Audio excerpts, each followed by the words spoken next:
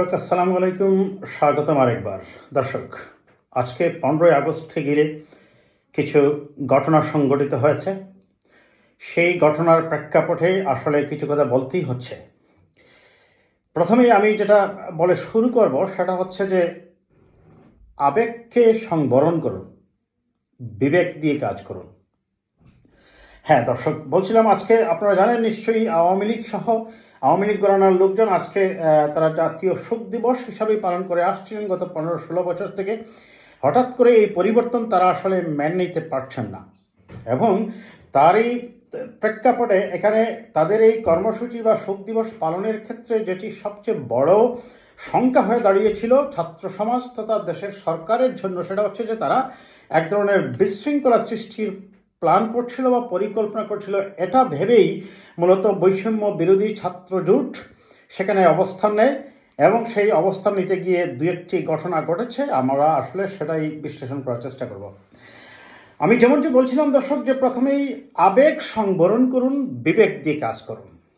এটা নিঃসন্দেহে বলার অপেক্ষা রাখে না। ছাত্র সমাজ যে অসম্ভবকে সম্ভব করেছে, বুকের তাজা রক্ত ঢেলে দিয়ে যে স্বৈর শাসন বা ফ্যাসিবাদী শাসনের অবসান ঘটিয়েছে, নিঃসন্দেহে বাঙালির ইতিহাসে তারা একটি অনন্য স্থান করে নিয়েছে।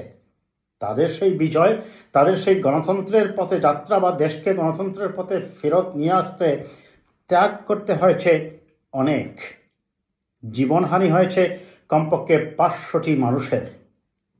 এত ব্যাপক প্রাণহানি বাংলাদেশে আর কোনো আন্দোলনে এর আগে হয়েছে কিনা আমার জানা নেই, হয়নি নিশ্চিত করেই বলতে পারি দর্শক। সেই বিজয়কে যখন আমরা আমাদের ইপ্সিত লক্ষ্যে নিয়ে যাওয়ার জন্য একটি অন্তর্বর্তীকালীন সরকার গঠিত হয়েছে এবং সরকার যখন কাজ শুরু করেছে, এই পরিস্থিতিতে খুব তাড়াতাড়ি এই শোক দিবসের তারিখটা চলে আসার কারণে সংখ্যাটা এই ক্ষেত্রে বেশি দেখা দিয়েছে ছাত্র সমাজের মধ্যে। আর সে কারণেই হয়তোবা এই প্রসঙ্গটা এসেছে, এবং বলা হচ্ছে যে আওয়ামী লীগ বা তাদের ঘরানার লোকজন এখানে একটা বিশৃঙ্খলা সৃষ্টি করতে পারে বিধায় এই ধরনের পরিস্থিতির উদ্ভব হয়েছে। ছাত্র সমাজ সেখানে 32 নম্বরে আজকে তারা অবস্থান নিয়েছে। আমরা যেটা আমাদের মনে রাখতে হবে, আমাদের এমন কোনো কার্যক্রম করা যাবে না যার ফলে মানুষ আবার বলতে শুরু করে যে this is old wine in a new বোতল, অর্থাৎ পুরাতন মদ নতুন বোতলে। না, আমরা সেটা হতে দিতে পারি না।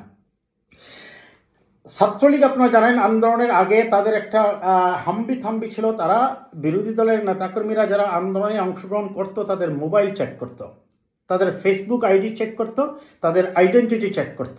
এটি কমপ্লিটলি একটি আইন বিরোধী কাজ, কারণ কারো আইডেন্টিটি চেক করার একমাত্র আইনগত বা বৈধ অধিকার আছে আপনার পুলিশের বা অন্য ল এনফোর্সমেন্ট এজেন্সির। যদি কারো ব্যাপারে কোনো আইডেন্টিটি জানার প্রয়োজন হয় বা তারা মনে করে তার এই মুহূর্তে আইডেন্টিটি আমাদের কাছে রাখা দরকার, আইন প্রয়োগকারী সংস্থা সেটা করতেই পারে, অন্য কারো সেটা নয়।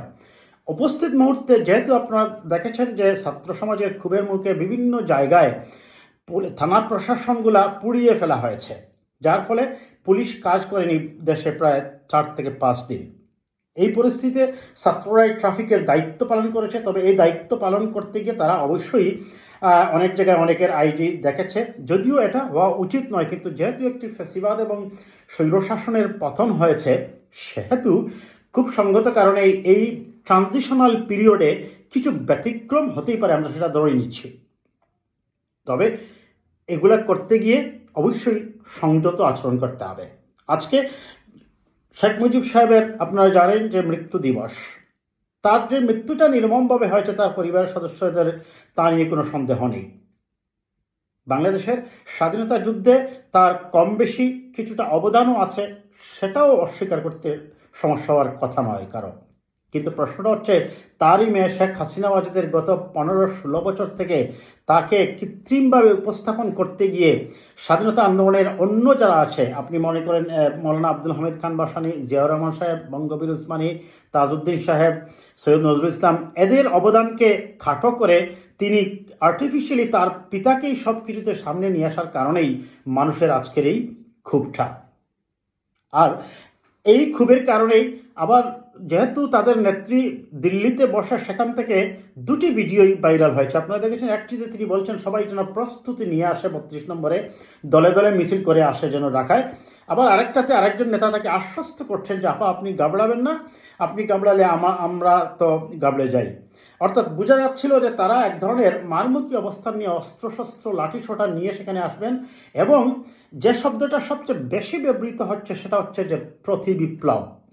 কিন্তু প্রতিবিপ্লব করার মতো কোনো ক্ষমতা, শক্তি, সামর্থ্য আওয়ামী লীগের এই মুহূর্তে একেবারেই যে নেই, আমি সেটাই বলতে চাই।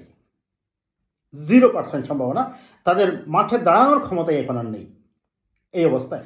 তারপরেও হয়তোবা সতর্কতার জন্য কোটা বিরোধী বা বৈষম্য বিরোধী ছাত্র সমাজ আজকে সেখানে অবস্থান নিয়েছে। তবে সেখানে দুই একজন মানুষ যদি বিচ্ছিন্নভাবে আসেই হয়তো শ্রদ্ধা জানাতে, তাদেরকে আটকে রেখে তাদের উপর আমরা দেখেছি একটা ভিডিও দেখেছি আমি, সেই ভিডিওটা কোনোভাবেই ভালো লাগেনি।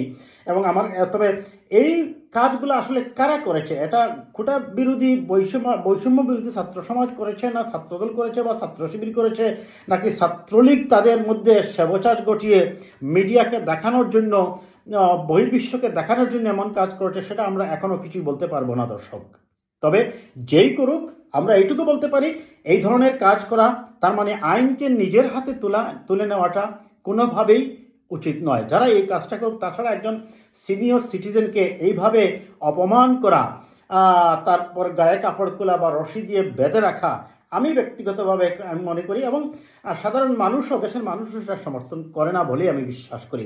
আর এটা যদি হতে থাকে বা কন্টিনিউ হতে থাকে, তাহলে সাধারণ মানুষ আবার যে মুখ ফিরিয়ে নিতে সময় লাগবে না, এমনকি 1 মাসের মধ্যেই যে পরিস্থিতি পাল্টে যেতে পারে, সেই ব্যাপারে আমরা যেন সতর্ক থাকি। এটা আমাদের জন্য একটি অ্যালার্মিং এবং সতর্ক বার্তাও বটে। আর সে কারণেই আমার এই ভিডিওটা করা দর্শক, আমি শুরুই করেছিলাম আবেগ দিয়ে নয়, বিবেক দিয়ে করুন। আজকে আমি দেখলাম এই ব্যাপারে বিএনপির মিডিয়া সেল থেকে একটা পোস্ট দেওয়া হয়েছে। সেখানে জনাব তারেক রহমান সাহেবও বলছেন, ব্যক্তি হিসেবে কারোর প্রতি কোনো ক্ষোভ থাকলে প্রয়োজনে আইনগত পদক্ষেপ নিন, কিন্তু আপনারা কেউ নিজ হাতে আইন তুলে নেবেন না। অন্যকে নিরাপদ রাখুন, নিজেও নিরাপদ থাকুন। নিজেদের মহত্ব দিয়ে প্রমাণ করুন আপনি আওয়ামী লীগ না, আপনি মানুষ। তারেক রহমান তিনি যথার্থই বলেছেন, যদি তার এই ইয়েগুলো হয়। তার কারণটা হচ্ছে, ওরা অন্যায় করেছে বলে আমরাও একই কাজ করব না। আমরা জানি যে মোবাইল চেক করেছিল, আমাদের মোবাইল চেক করার অধিকার নেই কারো ফেসবুকে বা কারো পোস্টে শেখ মুজিবের ছবি আছে কিনা এটা দেখার অধিকার আমাদের নেই, আইন প্রয়োগকারী সংস্থা ছাড়া। তারা যদি কাউকে সন্দেহ করে আটকাবে। তো যাই হোক দর্শক, আমি কোটা বিরোধী ছাত্র সমাজকে সহ দেশের বিরোধী দলগুলোকে আরও দায়িত্বশীল ভূমিকা পালন করার জন্য আহ্বান জানাবো। এবং সর্বক্ষেত্রেই মনে রাখবেন যে যেহেতু এখন দেশের সরকার প্রতিষ্ঠিত হয়ে গেছে, প্রথম 2 দিন ছিল আপনারা জানেন যে দেশের সরকার বিহীন ছিল। যেহেতু সরকার প্রতিষ্ঠিত হয়েছে, আপনার যদি কোনো অভিযোগ থাকে আপনি নিকটবর্তী থানায় গিয়ে অভিযোগ দাখিল করুন। পুলিশ যেহেতু কাজ শুরু করেছে, পুলিশই আইনগত ব্যবস্থা নেবে। আপনারা আবেগ আপ্লুত হয়ে কেউই আইনকে নিজের হাতে তুলে নেবেন না।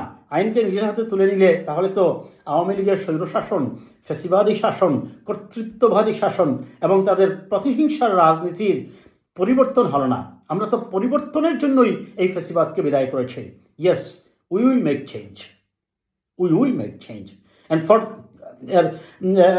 To make a change we need to be more responsible.